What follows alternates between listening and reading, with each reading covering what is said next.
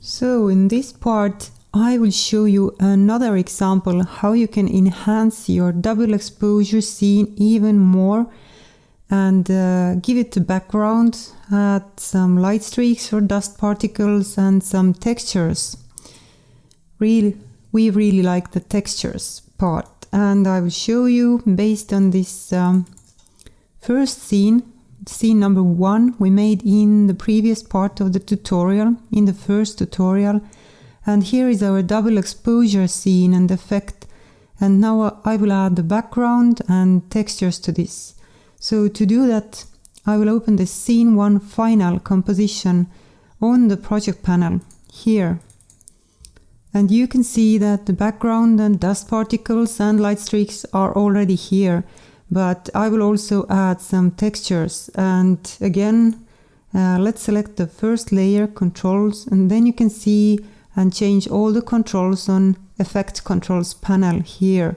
So these two front and back texture opacities are by default on 20, but I need to add something like an image or a video into the placeholders to the effect to take place. So I can open this front texture layer here from timeline just by double clicking on it, and for this scene I will use a texture image we have included in this pack.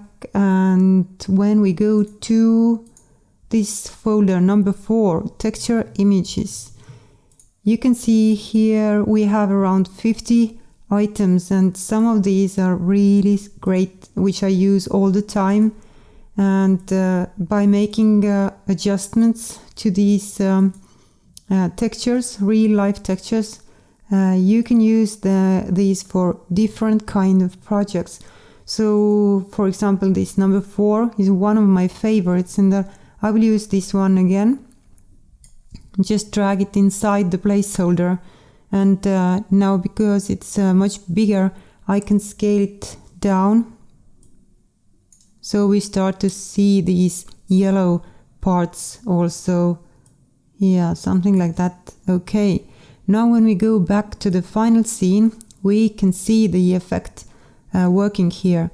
But I think it's too colorful, so I will go back to the placeholder and add a hue saturation effect to this. And take down the saturation almost to black and white. Like that. So now it looks better already. And you can also play with the textures blend modes. Try out, okay, color dodge does nothing for this. Let's use color burn, and I think we have to raise the opacity. Now you can see how it affects. So you can create a totally different or unique look, which is the idea of this template, easily just by playing around with blend modes and textures. And we will use this hard light. And I will take down this opacity. Okay, that's much better. So I will also use a back texture for this scene, but a different kind of technique for this one. Not just a texture image, but so let's open this back texture. But first I'll explain. So inside this double exposure effect, we have this video clip of a sunset.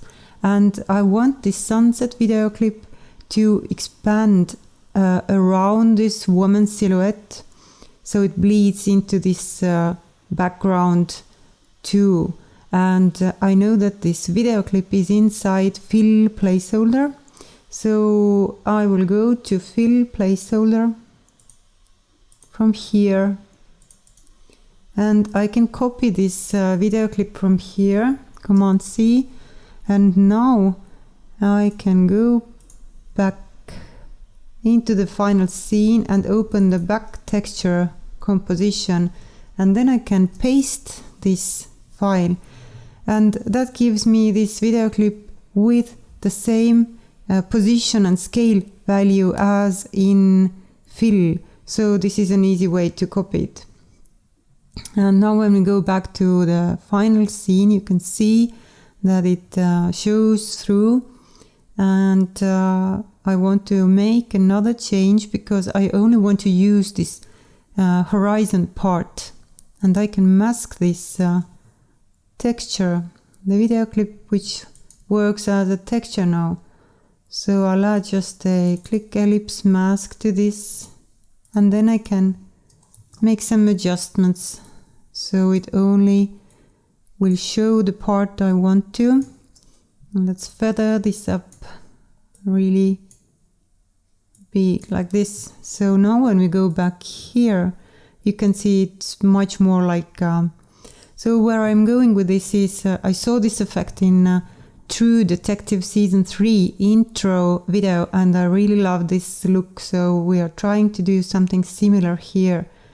And on controls layer, I can also take up the opacity of back texture. Yeah, I think like that, that's beautiful. So I also want to have some more texture on this right side, and I'll show you. In front texture placeholder, right now we have this more interesting parts only on the left side, but we can composite files or duplicate and make all the adjustments in here too. So I'll just make another duplicate of this, and now I can go to transform, flip first horizontally, and I will also flip it vertically. So now when I turn it off, you can see that we have something on both sides, but I want both sides to be seen. So I will also use a mask for the first layer. So let's mask out this and feather this not so interesting part.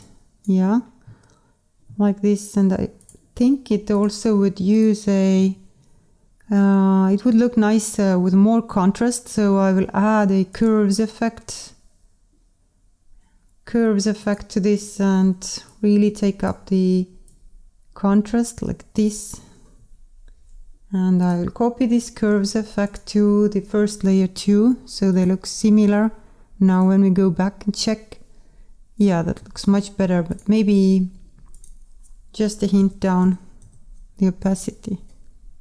And I will also use a blur for this scene, around 30. Okay, and let's take down the light streaks opacity.